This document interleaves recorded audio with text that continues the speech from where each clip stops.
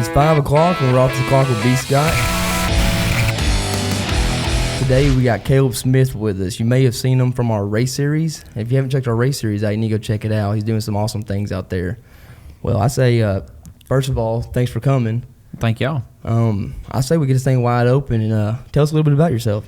So I started out kind of didn't really know anything about performance duck boats, and a buddy of mine recommended that I start working on aluminum boats, and I was like, I don't know that I want to do. What were you doing at that time? I was just a fab shop and doing trailer repair, signs, plasma cutting stuff, and I started doing some paint work and aluminum welding and nothing to do with boats. And then I started looking around and saw that there was a market for it and got into it in, I think, 2017, and really just grown it from there.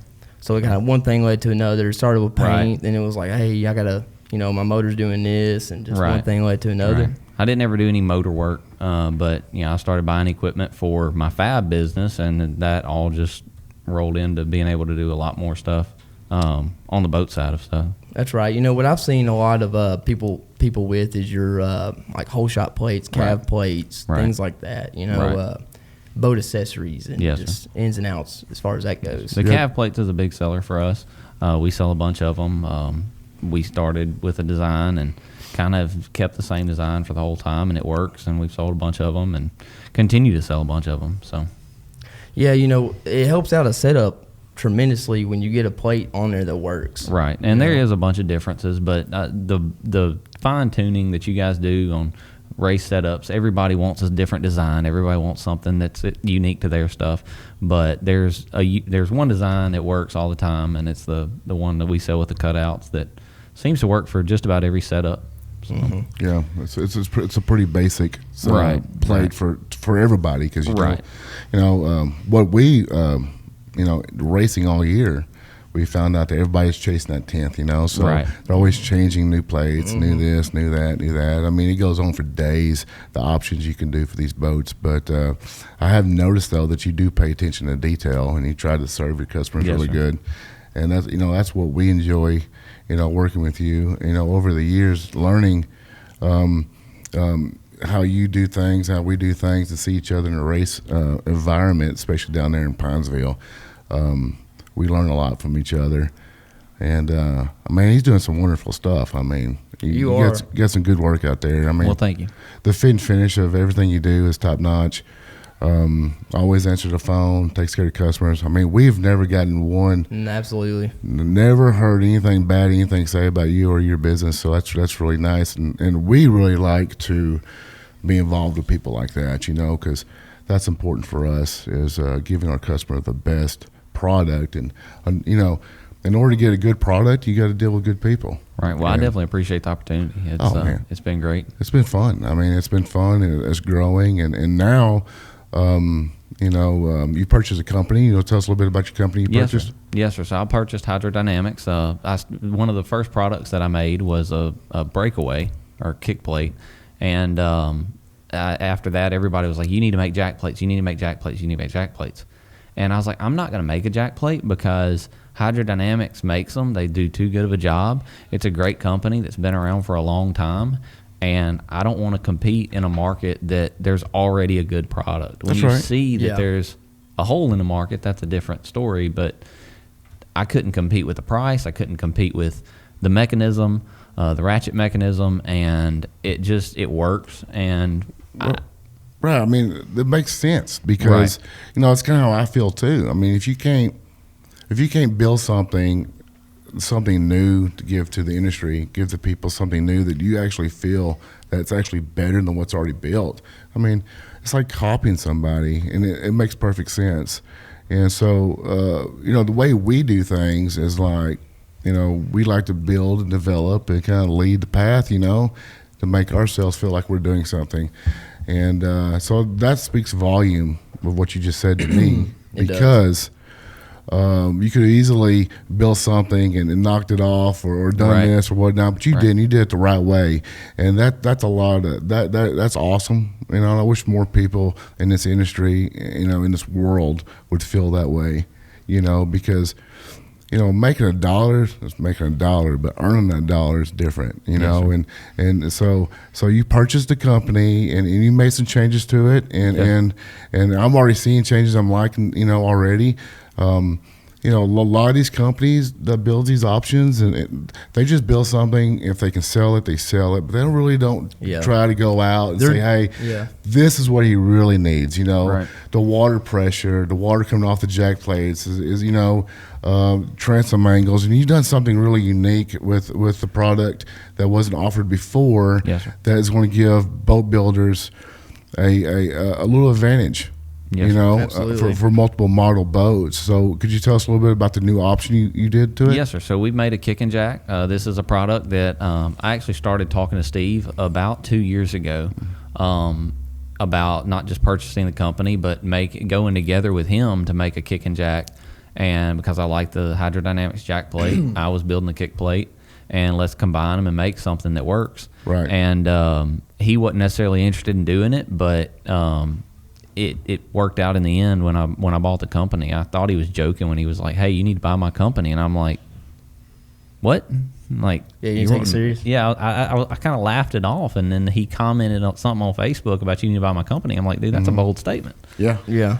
And absolutely. And so I called him, and it was in the middle of a snowstorm 2 years ago, and I drove to Texas and sat down with him and talked to him, and anyway, we finally came up with an agreement. But anyway, on the new product, I'll show you.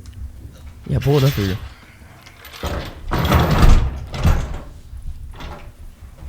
So a couple of things that we did differently.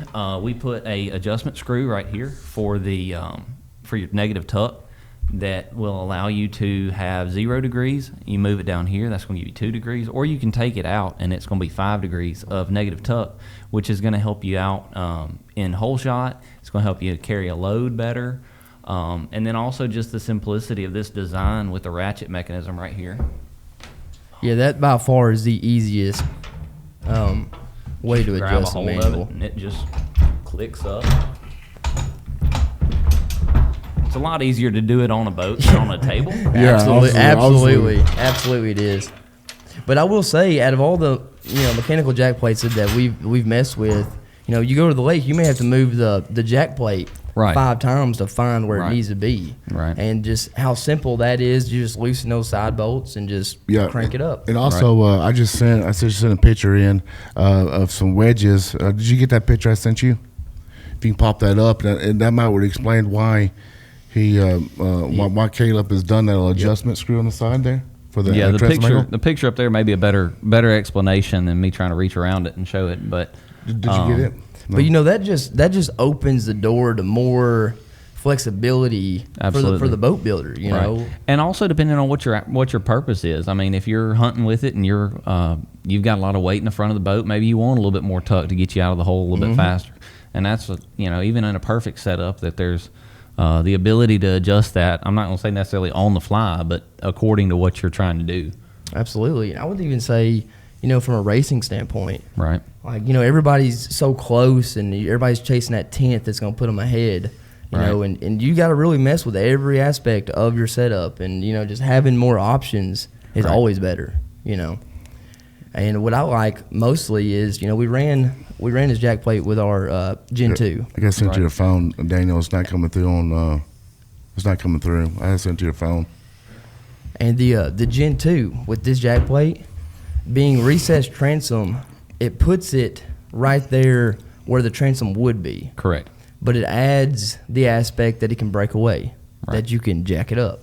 Right. It just opens so many new levels to adjustability. Performance levels of performance, because you got your basic performance, you got your mid, and you got the guys that go out there and spend lots of money on that drain plug running experience, and hunters, Yeah. Mm-hmm. You can take the same boat and you can put it in the woods and you can adjust the jack plate and you can adjust, everything on it, and you can float your load, go wherever you need to go, float flat, whatever you need to do. And then you can also take the same jack plate, same boat, change it, adjust it, and race it. Right. I mean, Yeah, so right here, going back to Caleb was talking about earlier about the adjustment screw. A lot of people use these transom wedges, and we've used these transom wedges a lot in the years of building boats. For the last 25 years, we've used these. The problem is once you use these transom wedges on your transom to adjust your motor tuck, it really locks into a load capacity. Right. There's no adjustment there. Right. You're set with a 2 degree. You're set with a 5 degree. Whatever wedge it is that you choose, and then to take it off, you got to take your motor off. You got to pull all the bolts out. Mm-hmm. Oh yeah. Those some of the other ones that are out there that don't have the holes, they slip. I've seen them get loose and people hitting stuff and breaking the wedges and really. It's really a Band-Aid. Right. It's really a Band-Aid. It is. And what you've done here is taken that. I mean, you've replaced that with a screw, an engineered a process of adjusting your load. If you're in the woods or in your sandbar, whatever it is, because we talked, you get a 15-foot boat, 16-foot boat, 17-foot boat, 18-foot boat. It all matters. It all matters. A lot of guys on social media, they'll get a boat, they'll see something running, but they don't really understand how that person got there. Right. Whether it's an $800 prop, whether it's something that you built that helps performance, get the boat on plane. I mean, all this matters. Right. And one thing you have done is fix that problem, which is nice, And that was something, even going into this, I didn't understand, but I've never been afraid to ask questions. Right. And learn from what I see other people do, ask questions. Okay, I see you do this, but why do you do this? Right.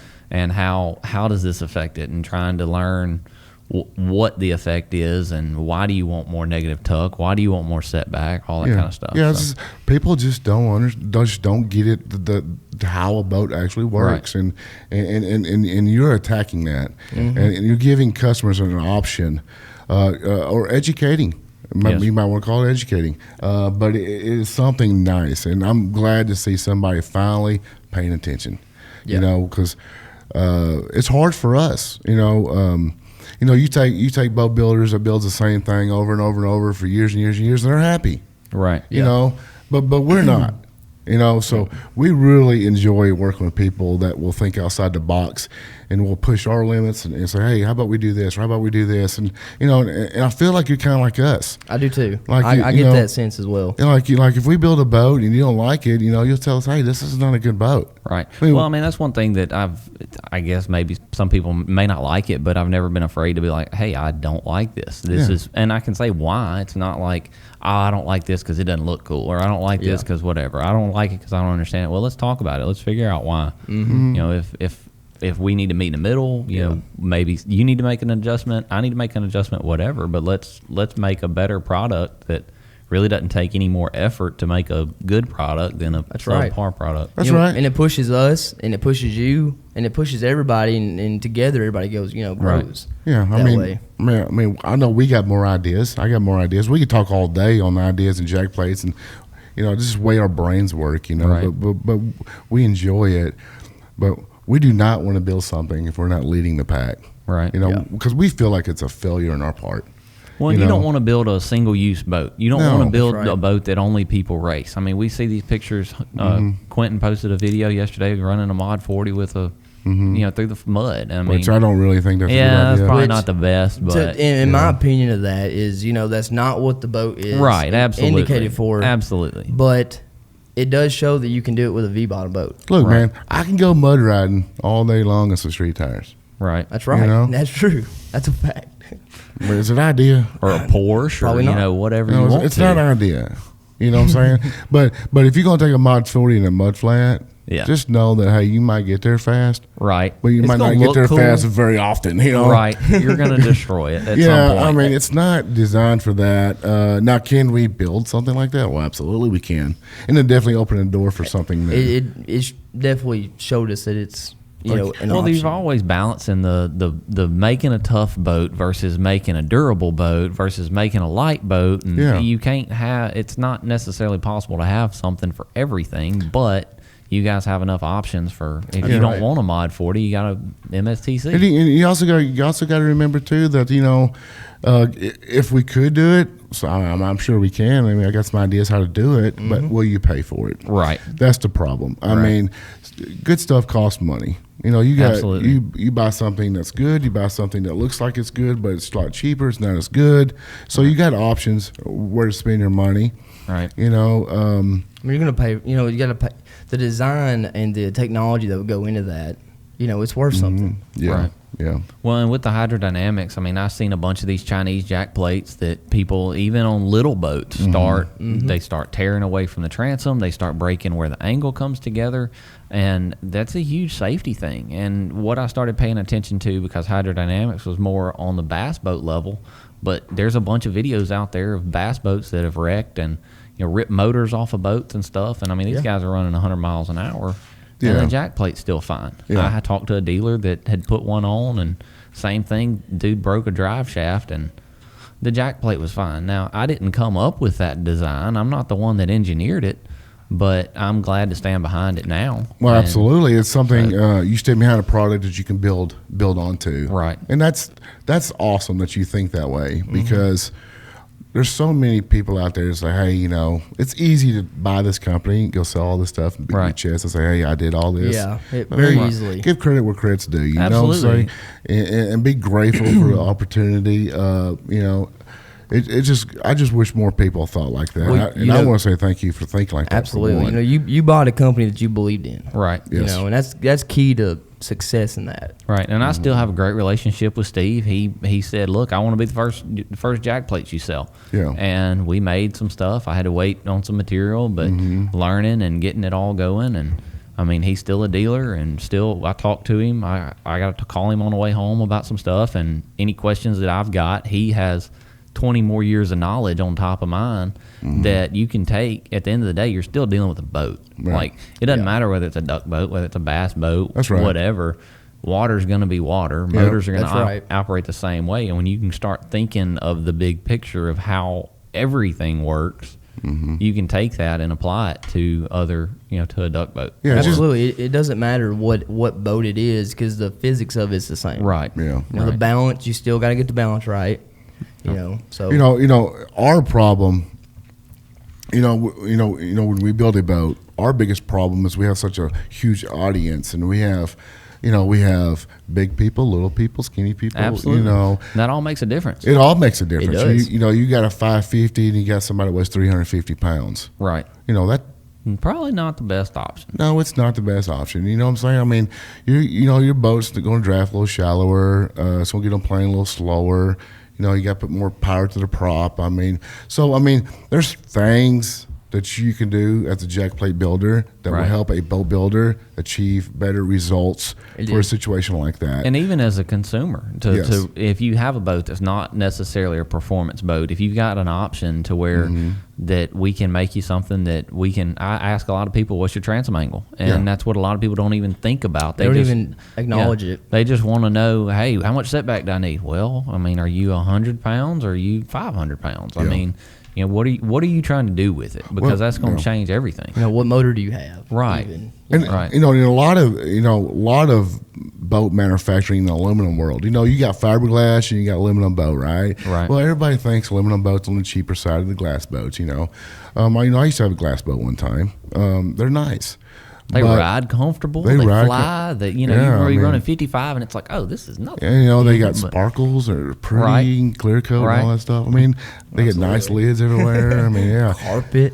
Yeah, it's really nice. You fish in a point, real heavy point, wind's blowing, you can stay on that point a little better. Right. But but the aluminum does have an advantage. I mean, backwater fishing, lightweight stuff. It's easier to pull behind your truck. It's not much maintenance. Not much maintenance when you get home. So there's a lot of advantages over the aluminum. But what people always have in their mind, and I struggle with it every day, is they always value aluminum as cheap.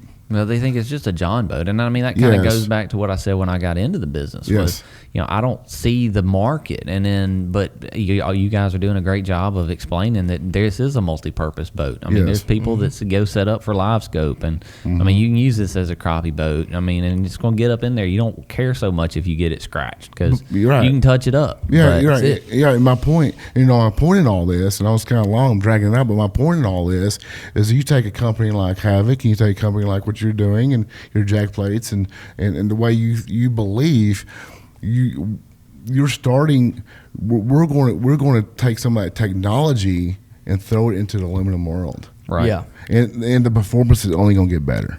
Right. Because it's I could take an RDBST. Of course, you've seen the Mod 40s and RDBSTs run. They're the most efficient hole in the water, including on a glass boat. Right. They are. Square inch per square inch. I mean, 90% of glass boats you see on the water at the lake, they'll be running, and a third of the way up the boat, halfway up the boat is where the water break will be. Right. Yeah. You're plowing water. And they don't have it set up right. And you know why they don't set them up right? Because it costs too much. They got 250s on the back. They got 150s. Yep. The props are expensive. The jack plates are expensive. Absolutely. So people don't understand that once you go into the glass world, you start dealing with 150s and 200s and 300s, and you start dealing with the huge props. These props are $800. Right. It's not like our 13 spline props. Right. No. Absolutely. So everything's different. Right. So you take that boat to a dealership, and now they're lifting a 250 horse motor. They got hydraulic jack plates, hydraulic steering. They got power poles. So making a 2 or 3 mile an hour increase of performance is a big deal. Right. It is, and they've been struggling. Everybody switched to lithium batteries, light batteries. I was hoping you were going to say something. That was the worst thing for glass boats. Right. Oh, absolutely. In the history of glass boats. Yep. Yeah. And then, so when they did that, Steve started looking at other options on how can I bring that motor even further back? Yeah. Because you're trying to balance that. That's you're right. trying to get that to where it's going to get back and ride right. And you talk about balancing point. We're big on balancing points. I think, you look at the Gen 2. Right. It's a creation of that. How can we beat the odds here? But the boat industry and the aluminum side is getting more educated towards the balance of the boat. Yep. What really makes a boat run. And what's also impressive is look back and see that, all right, so we're moving into that, but Bass Pro's figured it out a long time ago, and everybody's like, oh, you can't do that with aluminum. Well, you just said, okay, I can make an inch transom. Yeah. I can make it out of aluminum. Absolutely. Yeah. Bass boats, glass boats did figure it out a long time ago. Right. And it's amazing they can get a 1,400-pound boat running as good as they do. Right. It really is. They got to put a lot of horsepower back there. But it is way back. But you can go to the lake. You go camping with your family. You sit on the side of the lake. You watch all these bass boats running down there, rooster tails, way up in the air. And they look good, boy. They look like they're skint back, but they're running 62 miles an hour. And they're losing all that power to the prop.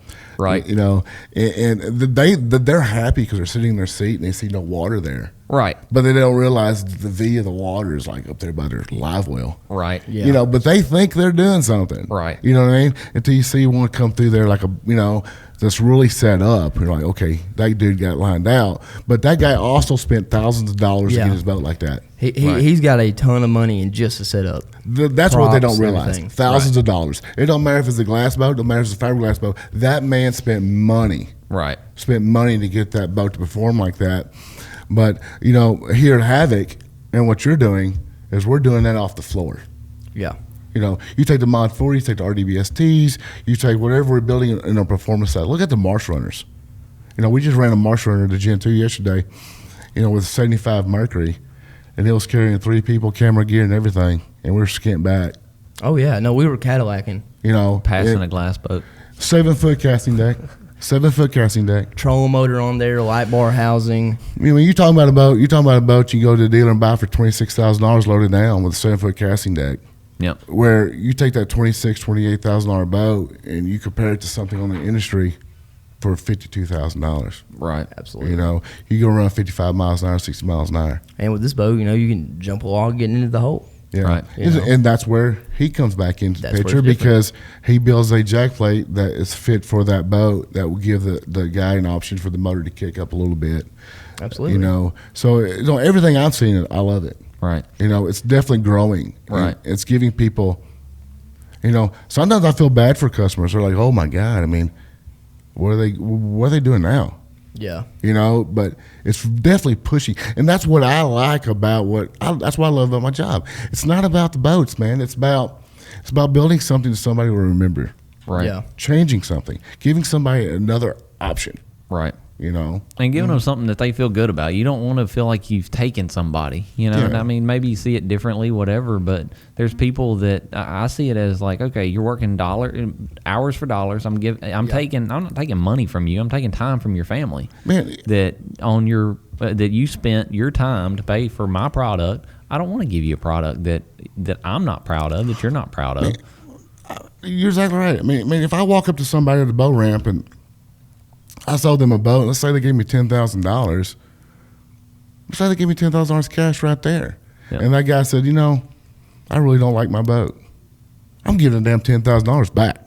Right. Absolutely. You're not going to be like, I got you. You know, I don't want your $10,000. Yeah. Like, if I didn't deserve that $10,000, if I didn't deserve that, I don't want that. Yeah. You know, you can't be perfect. I mean, I've had times that people have had issues, and I call them like, okay, I'll give you your money back. I'll send you another one, whatever. Yeah. And that's what you got to do in today's world. I mean, and I don't do it because I'm scared of getting canceled or whatever, but it's just do right by people, and everything's going to be okay. Right. But you also, you know, that being said, you know, some people will take advantage of that. Absolutely, and it happens. I mean, I've had people like somebody has a problem, something they don't like the way something, maybe it got damaged in shipping, whatever.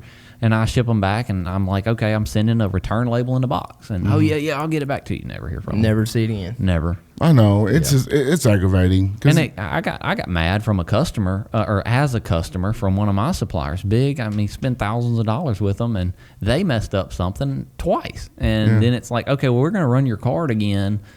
And then when you return it, I'll get it back. And I'm like, okay, they can expect that as a business, but a lot of times consumers, you can't do that. You got to do it right. Cause you have to take care of them. Right. That's what keeps them coming back. Right. You know, and we get burned all the time. Then you're probably doing something right. Yeah, I mean, we get burned all the time, but it doesn't matter. That's good, yeah. Yeah, I mean, if you're getting burned, you're definitely doing something right. Yeah. I mean, if you're around screwing everybody, you're never going to get burned. But That's right. if you're trying to do right and trying to take care of people, it is going to come back to bite you in the butt. It is. That's true. That's a good point. I ain't heard that. I've never heard it put that way. That's a really good point. It actually makes me feel a little better about myself. But a little boost. Yeah, we get burned. You know, and it's like, just keep doing it. Because, you know, not everybody's like that. Right. You know? And another thing is, you know, you see these people that will sell customers things they don't need. Right. You know, if you're taking your family out and you got 3 kids, a wife, you know, you don't need a 1653 VJ. Right. If you're taking your family out, you Right. know. Like, you just basically, you got to set them up for what they're needing and what they're going after, you know. Right. And I've had that discussion with customers on time that, like, they call me and they want XYZ, whatever it is. And I'm like, look, man, I'll gladly sell this to you. But at the end of the day, I don't think you need it. Like, it's not for you. Yeah, you're not using the application. You know, they're trying to make a 25 on a 1860 work, and I mean, not necessarily that, but yeah, you know, I know what you're saying. Same thing, and it's like, dude, yeah, is it gonna help you? Maybe, but not enough. You know, in this world, you know, where everybody is so impatient. You know, they want it now. You know, I ordered some fishing poles the other day I ordered some fishing poles and some reels. I just wish I would have went somewhere and got it because I just want it. But I know I'm not going to go fishing for 2 weeks because it's cold outside. It's so bad. I've heard about it so many times. I'm not ready to go fishing. You can probably tell what model he ordered, how long. And I where mean, he got them from. he's worried sick about it, and he acts like he ordered it like a week ago. I mean, he ordered it 2 days ago. Right. We It didn't even 2 days. last night. Was the last night before we got a phone call about 9 o'clock. We got and we took off. It was the night before. Night before. It was like 10:30 at night. Yeah, and we had a photo shoot with the Gen 2. We had a good opportunity to get some good pictures, and I was laying in bed. I'm like, oh, I got to go. And I called Daniel, and Daniel woke up middle of the night and met me, which is awesome. And we have such a good staff, you know. But everybody's in it together, you know. But we took off. And I was talking about the stupid fishing poles on the way down there. And we're rolling down the highway, you know. Yeah. Is that when you bought them? I bought them. I've been checking my thing. So he bought them about 7 o'clock that night. Well, We get the call about 10:30. We roll out about 11:30, right? And he's talking about these fishing poles. All right, so we get there, we get a couple hours, 2 hours of sleep, 3 hours, something like that. We go do this photo shoot, and then it lasts all day. And then we come home. We're driving home in nighttime, right? And he's talking about these fishing poles. And he's like, I think my reels have been delivered. I'm like, if your reels have been delivered, they did it in less than 24 hours. Right. So that's outstanding. I get home and tell your mama, I says, hey, would you go get her stuff? I think my reels are in. She says, you just ordered them yesterday. Our time is jacked up in our heads. Right. Like, I feel like we've been gone for 3 days, but it was like 24 hours. Right. So we're all jacked up. But anyways, the point is, people are impatient. Right. You know, when they want something, they want it. You know, and that's one thing for our jobs, what we do and what you do is a lot like what we do. When you build something, somebody wants it done right because they don't want to waste their time. They want to take that product and they want to use it. Right. You know, then. And when something breaks or something goes wrong, you know, I take that as a personal attack to me. Right. You know, it's not my painters, it's not the builders, it's not, you know, that's on me. Right. You know, what do I need to do to make you feel better about your purchase? You know, because I tell people all the time. I mean, like when I go to, you know, I'm a big John Deere guy. I love John Deere tractors. You know, I got this one sales guy I deal with. I got this one store I deal with because when I call that guy, he answers his phone and Right. it makes me feel good. You know, and so I want to be that guy too. You know, I'm your boat builder. You know, when I talk to customers all the time, I say I'm your boat builder. Right. You know, I take pride in that, you know. And, you know, that's, you know, I feel that's the way you're going to take the approach. Like, I do my best to. I mean, Well, I don't want to be. There's people I can't serve. I mean, they're not going to buy from me. Maybe they're buddies with a competitor. Maybe whatever. Fill in the blank here, and that's okay. I mean, you know, I know I'm not going to sell to them, and okay, but you don't let that deter you from just doing and sometimes it right. and sometimes too that will encourage you to figure out why that customer don't belong to you. Right. You know, what have you done that didn't deserve his business? And sometimes that will push you to a whole new level of maturity in business, or you will learn and adapt. So a lot of my best customers was people that ran my competition. Right. You know, and when it comes down to it, Sometimes those are definitely your best salespeople. yeah, Whatever it is I went here. This didn't do what I wanted it to do. I ran this. I ran that. This person did that. Whatever. Yeah. And sometimes they become your best salespeople because they see that you're different. That's right. They see that you earned it. Right. You know, they earned it. And they've seen all sides of it. Right. You know, they've been on all sides. And, you know, a lot of this show is about blue collar.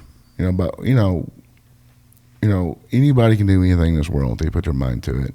And, you know, that's what's so nice about the United States. You know, it gives you so many options. You're so free. It's such a great country. A lot of people take it, they'll sit back on their computers, they'll whine and complain about politics or this and that. And I do think the politics are screwed up. But I do think it's American. I think people will come out ahead, you know. But, you know, this is America. You can do anything you want to do here. And the dream's not dead. No, the dream's not dead. This is my American dream. Yeah. Right. You know, this is, you know, we live this, and you've lived this, and you're learning it, and you're showing it, and you're carrying it on, and you know, and getting involved with good people too. It could be your dream too. Right. You know what you're doing. So it depends on what you know, how you handle yourself. Right. And it's just a wonderful thing. I'm just grateful for to have an opportunity to work for you. You know, work for you. That's what we're doing. You know, I buy something, I work for you, you work for me, whatever. We're working together to achieve a goal. Right. Yeah. It goes both ways. For Right, sure. absolutely. You know, so it's just I'm excited to go fishing. Absolutely. We And can do fishing poles.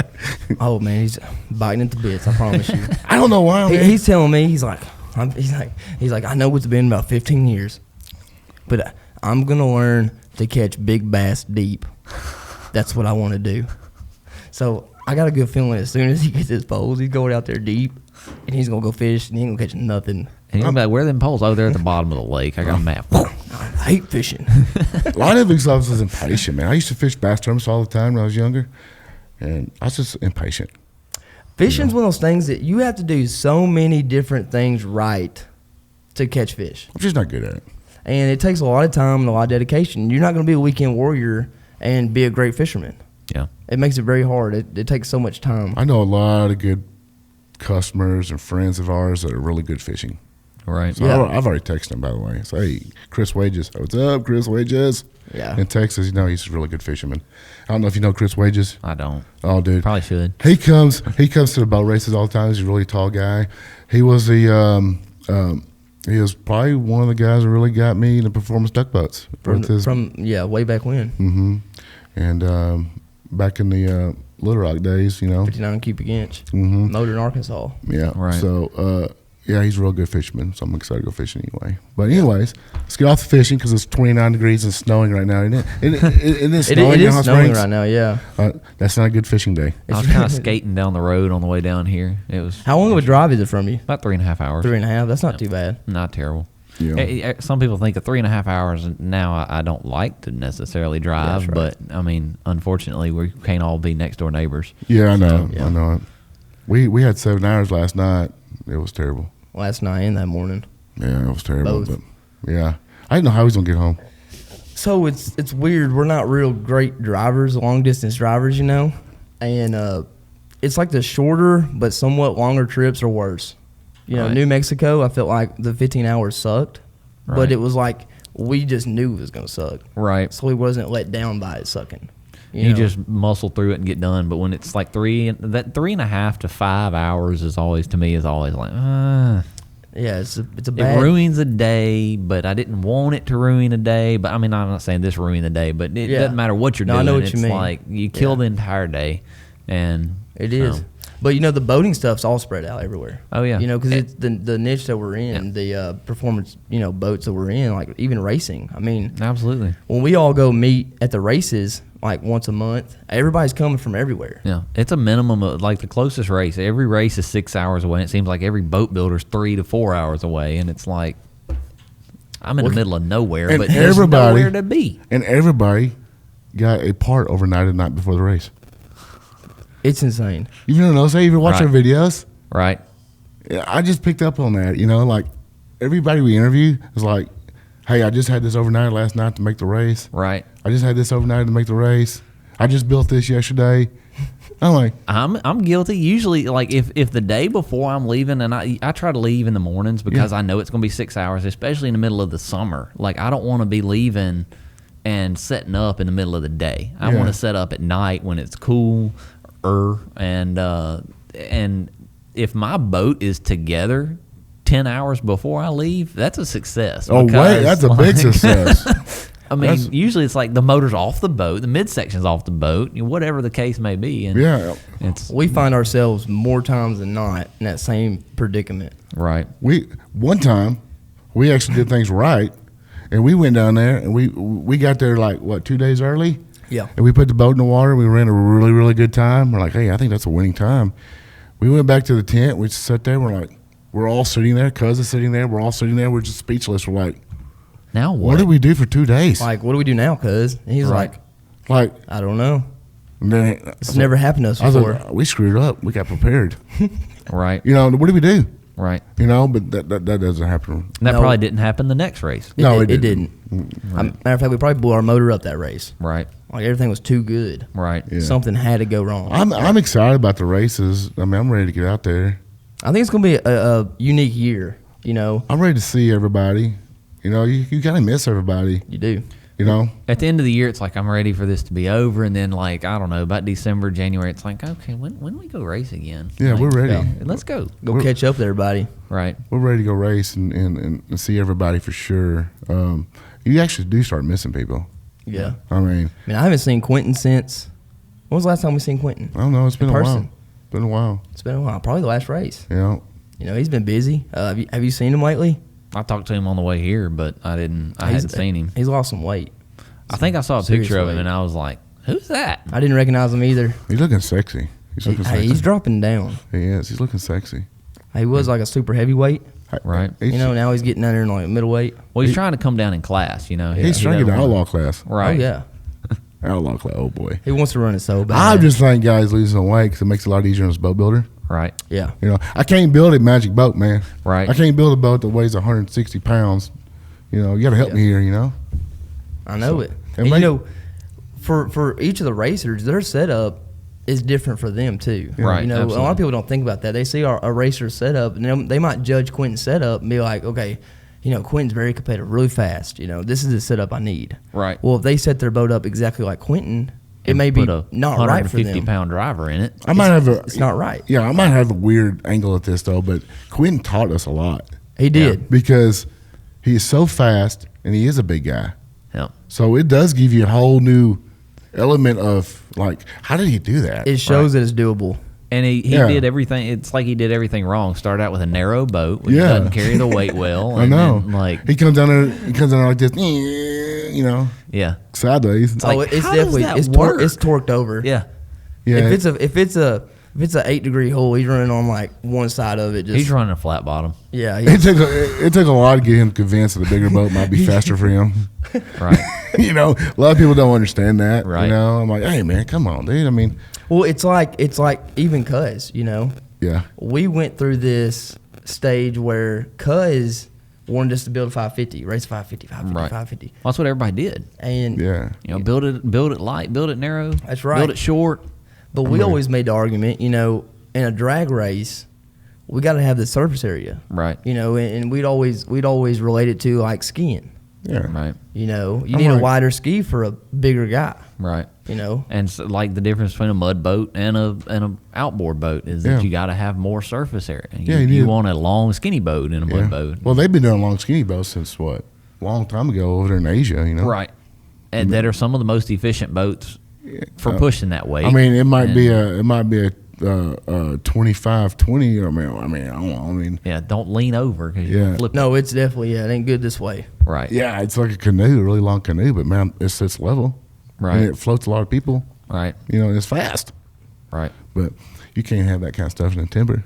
Right. You know. No, you're not getting that banana through there. Yeah. No. Follow the bubbles. But yeah, it's it's just crazy seeing all this stuff come together and talking to different people, and you know, it's just fun. And it is fun. It's interesting. It's exciting because I think right now where your jack plate's at, you know, and where our Gen 2, you know, holes are at right now, I think we're about to walk into an era where a customer that's doing a lot of different stuff can walk in, grab that boat, grab that jack plate, get a motor, and he can do, you know, lots of different things with that boat. Yeah. Right. You know, multi-purpose. And for what you're buying, like price-wise, you can't find that nowhere. And we are dropping the Gen 2s. We're delivering Marsh Runner Gen 2s. Marsh Runner Gen 2s, yep. Right now to the dealers. They're getting them right now. 553s are being built. So we're about to drop them in February.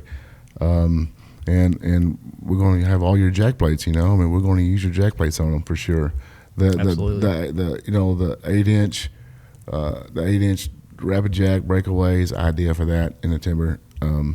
You know, if somebody wants some performance, you know, if they want the boat to sit more level, they can go with a smaller jack plate. Still have the performance. You know, with the performance cut out with the recessed transom, it will allow them to shift the weight back and forth, and you can help do that with your jack plates. Right. And if it's a super heavy guy, then he might not need a jack plate. Right.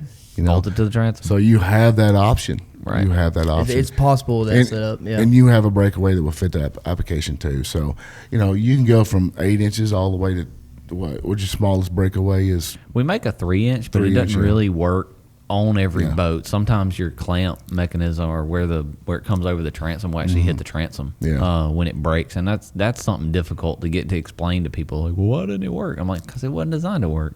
That's right. It may work, but it probably won't. Right. Yep. That makes sense, you know. So it's going to give you a lot of options.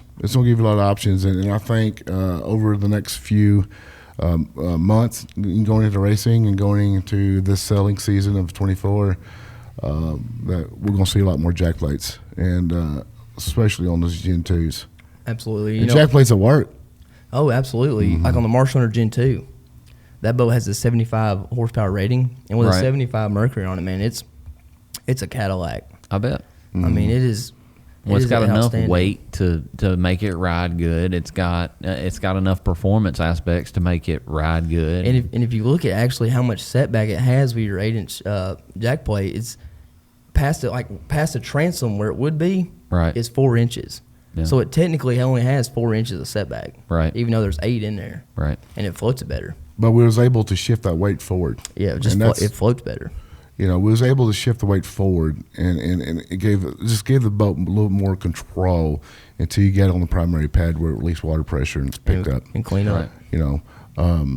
But since we're on the Gen 2s, man, what do you think about Havoc and the Gen 2s, and do you think the Gen 2 is a something that will remold the industry? When you first brought the Gen 2 to my shop, I don't know, what was it, 8 months ago, whatever, Yeah. and I was like, okay, this is either crazy, and it's either going to, I mean, it is crazy, but like this is either going to be really good or this is going to flop. Yeah. But it looks like it's done really well. Yes. I think y'all tweaked it some, and it seems to work really well. And I know your goal when you started was to let's mount it to the transom and get it as close to as possible, and I understand why. But then also it kind of gives you an option of the little bit more setback, but not actually increasing the setback. Yeah. And because it's a whole lot easier to find, whether it's my jack plate, any other jack plate, that everybody wants one, whether whether they know it or not. They want one. They probably need one to really fine tune a boat. It looks cool. Right. It looks cool. I would say you need one. Very rarely are you going to get the factory, boat pattern to just be where you need to be. Right. And you're stuck. Yeah. So, but it makes it to where you're doing what people are already doing.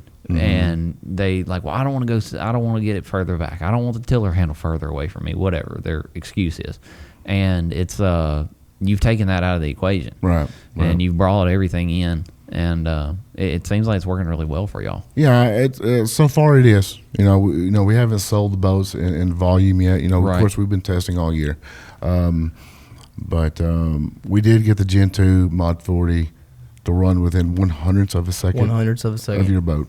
Of the, Of your Mod 40. Yeah, and that's a 100 gauge hull, 58.6 alloyed. We talked many times. That's the difference, too. On 58.6 alloyed. I've had that discussion multiple times with fabricators, with other manufacturers. Like, there's a huge difference. I don't think people that are not fabricators understand the difference between 50-52 and 50-86. And to me, like, I don't want to hunt a boat that I can't tear up. Like, I want to hunt a boat that I can't tear up. That's right. And a 50-52 boat, I mean, you're gonna tear it up. And you also want to buy a boat that if you do tear up, the guy that builds the boat is upset about it. Right.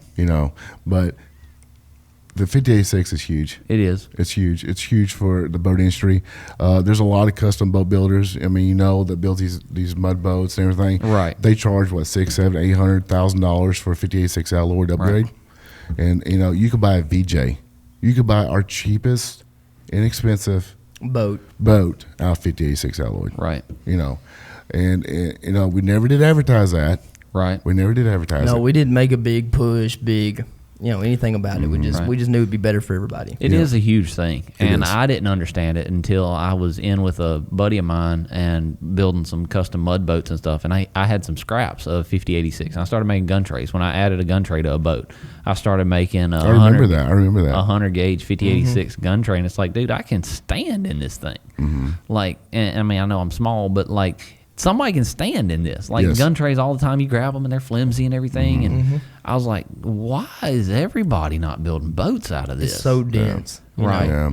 It's such a good material. Right. And we are, I can honestly say we're probably the only manufacturer that actually produces volume product like we do in a streamlined in a version. 50-86 alloyed. Right. Which is huge for us. It's not because we want to sell more boats, but we will sell boats either way. We're selling boats. It's just we just want to have something that's better. It's a little bit of a learning curve on the manufacturer side, figuring out what works with it. If you don't do it right, it's going to break. I mean, but it's the cost upgrade is not huge in the grand scheme of things as a manufacturer, but the benefits of it. It makes it where you don't have to have as much support, which y'all didn't downgrade on the support. You just no, we just upgraded, make everything. Yeah, we we didn't downgrade. It makes anything. a tough boat. We definitely over-engineer most of our stuff. But I mean, it's just little stuff like that. and that you understand the quality, improvements that does for somebody, and you appreciate that, and you feel the same way about your products, which is that's going to reassure customers that you are giving them the best product. Right. And that's what's important to understand that. And I think a lot of people that buy products from people, just like the fishing pose, they're just so like, I want that, I'm buying it. Right. And they don't really understand what they're buying. Right. Shelf appearance. And a lot of times it's not, they don't know exactly what they need either. Right. It's more of just an impulse to just get it right there. But you know why they don't understand it? Because they're just too impatient. They don't want to learn about it. They're not looking into it. This is how this world is. The world is so fast paced. They just don't want to take the time to learn, or they don't want to take the time to be explained. I mean, they're just so impatient. People are so impatient. So it's our jobs and our duties to do the best we can right out of the gate, because they're not going to look into it on their own. Right. So and some people value that. I mean, we have customers that's bought 7 or 8 or 10 boats from us that's been Havoc fans forever. Whether it was one of our other brands we built 2 other brands, very successful brands. We got customers that followed us for years and years and years. I see some work orders coming through the office that I remember their names. Yeah. Yeah. And the supervisors come to me like, hey, why are we building this? Why are we doing this? We'll see Tim. So they come up to me. I was like, look, man, that guy's been buying boats from me for 15 years. Right. I mean, he's that guy. Right. Mm-hmm. I got to build him a boat. I got to take care of him. You can't forget that guy. He's built that boat. He's bought that model from me. He's bought that brand from me. He's just a big fan. And so, and when you get people like that, then you start realizing that, maybe you are doing a good job. Right. And it makes you feel good at the end of the day that you have customers like that. And we talked earlier about Facebook and social media, how we get bashed or customers get impatient or get mad at something. They won't work with you. They're impatient. So, you have a bad day. You go home and drink a little bit. It's like, oh, it's what a bad day, But then you realize, then you get that one phone call and like, hey, I just want to let you know, I had a good time on boat. Right. I love your product. So there is people like that. It's the balancing act. Like sometimes it's the 1, 2, 3% that make you question the other 97, and then there's sometimes that it's the 1, 2, 3% that make it's like, okay, this is why I do it. This is why I do it. This is why we do it. Yeah, a guy texts me at 9:00 at night, and I'm like sitting there on the chair. My wife looks at me, and I'm over there grinning. I'm like, oh, thank God somebody said something nice to me today. I can go one more day. Right. It's all worth it. It's all worth it, And sometimes I'll just text the guy back, say, thank you so much, thank you. Made my night. Yeah, I can sleep good tonight. Thank you. Yeah. Well, it's the times that it's like when people start referring, it's not just their friends, but like I had a customer of mine that I've done a lot of work for him over the years, and his dad needed something, and he sent me his dad. And it's like, that's cool. It's like when you trust me to do work for other people in your family, not just, hey, you're my drinking buddy or whatever, and this is who you need to go to. But it's like, no, he knows that it's right. Yeah, I mean, that's the awesome part of it. I enjoy that. I enjoy that. I mean, you don't have to wake up every day being an asshole. Right. You could do nice stuff. Now, if they choose to be an asshole to you, that's on them. Right. But open the door for them anyway. Right. Because they're going to realize one day that they're being an asshole. Right. It's just a matter of time. And you just got to keep doing good by people. Right. And unfortunately, it seems like aluminum boats do have a lot of drama that go along with them. But I don't know if y'all. It's the price tag. It's the price tag. I mean, like if you I'm telling you, this is a fact. I know what you're fixing to say, and it's true. 100% this is true. You build a DBST for somebody or an MSTC, or you build a VJ or a VJSTC or something that looks like it, but it's not as durable. Right. Not as you know what I'm talking about. Right. The guy that spends less money is going to complain the worst. Right. Mm-hmm. I had for a long time. I mean, we do stickers, we do transom plates, all kind of stuff, and it always seemed like the people that were spending $300, $400, $500 on my website, I never hear from them, or that's great, whatever.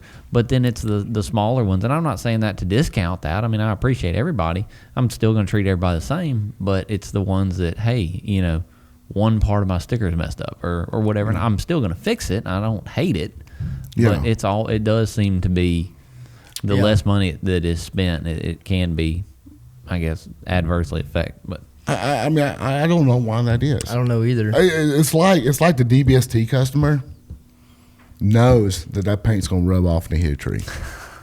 You know what I'm saying? Possible. They know, they understand, right? If you're pushing a boat in a sandy area and you're dragging your belly across the gunnels getting into your boat, if you don't have an ST model, which we have that for that reason, but then they complain when they don't have one because they got to do that, but we do have it, right? But anyways, you know what I'm saying. But when you drag your waders across your gunnels 50 times, it's going to rub your liner right a little smooth. Right. Well, I was giving somebody a ride one time that I saw that was struggling going down the river in a kayak, and I'm like, hey, can I help you? And then they're like, yeah, no problem. And they just throw their boat over the side, and I'm like, I know that I didn't really have any choice, but yeah, I know, I get it. You just got to keep leading by an example, and hopefully the guys will, I don't know, say, okay, I'll buy your upgrade, right. whatever, but it's just cost of doing business. Is what we deal with every day, is dealing with the public, and there are going to be folks that love you, and there are going to be folks that don't, but it is what it is. But what else we got going on today?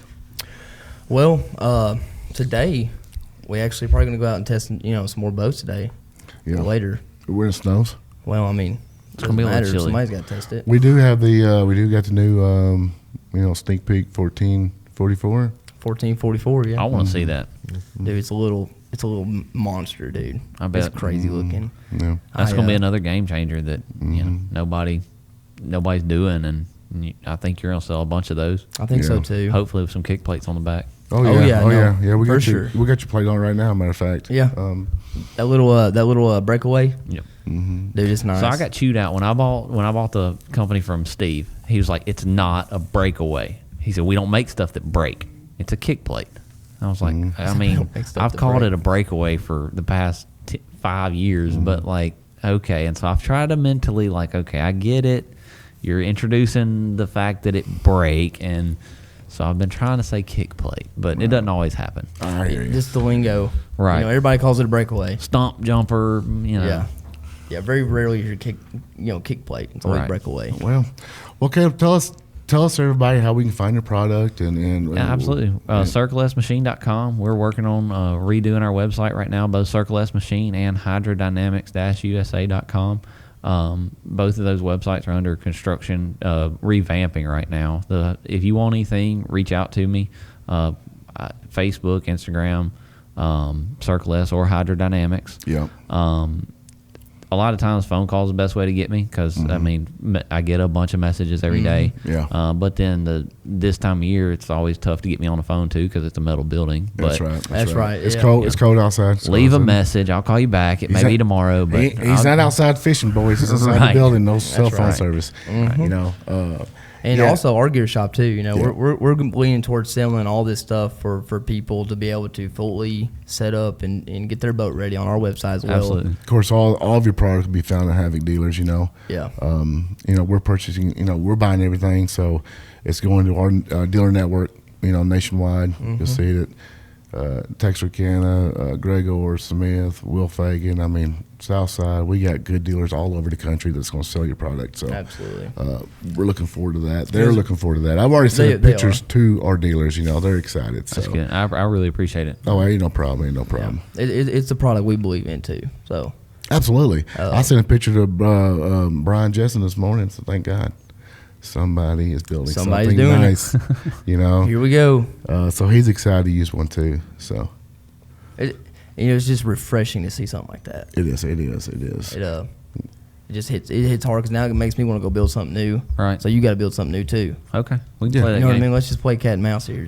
It may take me a little bit more time, but I don't know. We've been working on the Gen 2s for a while. Oh, I know. We got a pile of Gen 2s outside. Oh, that one didn't work. That one didn't, Yeah, you said, you know, you seen the first one. You're like, it's either going to flop or it's going to be, crazy. Right. Well, the first one was not good. Right. The second one was not as good. It was bad too. And then finally, we started dragging it together. But B. Scott, what you really talking about not good though? I mean, we're still running in the low tens. You know, what I'm saying? To standards that are average standards, or just not as high expectations. Right. You don't want to release something that sends you backwards. That's right. Hey, Caleb, I tell you this though, 10 years ago when I used to build a boat, I built a boat, it floated, it ran good, it didn't porpoise real bad. That was a winner. Right. Or you try to prototype a boat and throw it in that race club with all your racers. You're going to get destroyed. And want to hunt it in the woods. These guys are talking crap about you over a 10th. Right. Or a second. Right. I'm like, come on, guys.